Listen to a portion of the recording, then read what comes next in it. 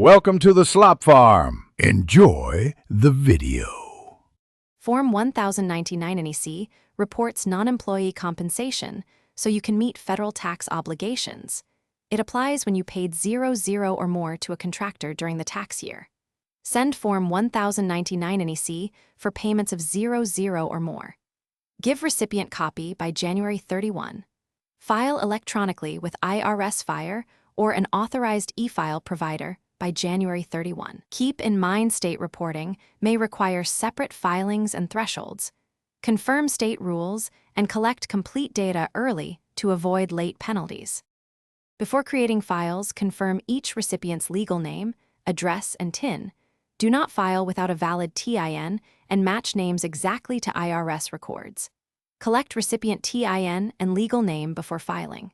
Report non-employee compensation in box 1 as dollars and cents. Keep records for at least 4 years. Reconcile your accounts payable and bank records to verify totals, resolve reimbursements versus taxable payments, and prepare a clean spreadsheet or accounting export to convert into the required electronic format.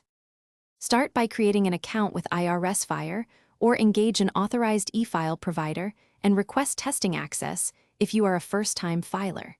Create an account with IRS File or an authorized e-file provider.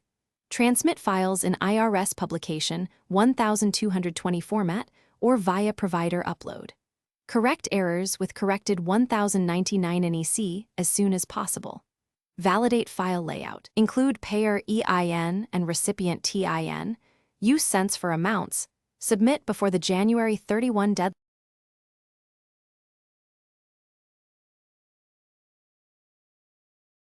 Thanks for watching. Consider subscribing if we helped you today.